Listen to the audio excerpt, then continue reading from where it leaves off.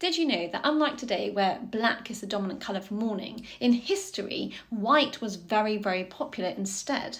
For example, here we see Mary, Queen of Scots, so Mary Stuart, and she is in mourning, and she's in her widow's weeds for Francis II. This white cap that she's wearing was very traditional and distinctive of the French court at the time, and if a woman was wearing it, it was because they were widowed.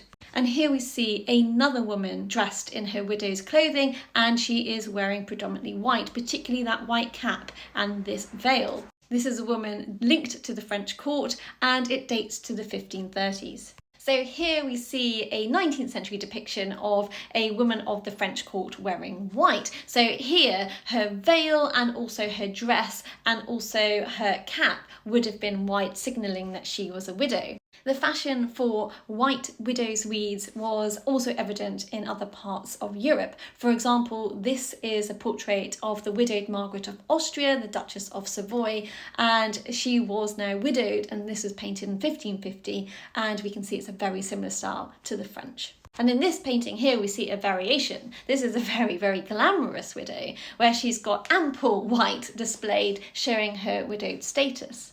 White was also used as a colour for children who had died or children who were mourning. So for example, in this painting where we see the mother with all of her children, this little child here, Archduchess Elizabeth, is dressed in mourning because she had died before the painting was completed. But we can see here that her mother, Anna of Bavaria, is dressed in black. So black was also used as a colour for mourning simultaneously in the West at this time. And here we have the famous French queen and regent, the widowed Catherine de Medici, and she is in black. She's got her widow's cap, but she's chosen black.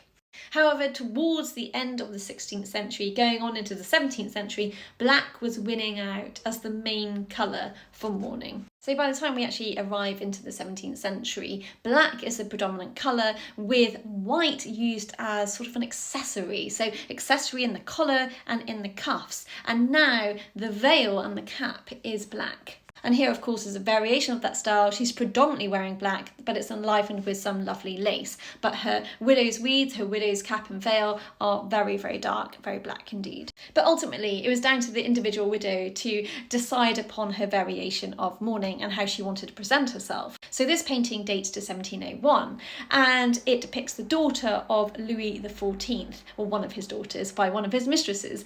And we can see here that she's gone very glamorous indeed. She's gone back to almost the 16th century tradition of wearing predominantly white, but she's enlivened it with some black. But she has the traditional white veil and white cap. But then for most of the 18th century into the 19th century and 20th centuries, black became the predominant colour for widow's weeds in the West.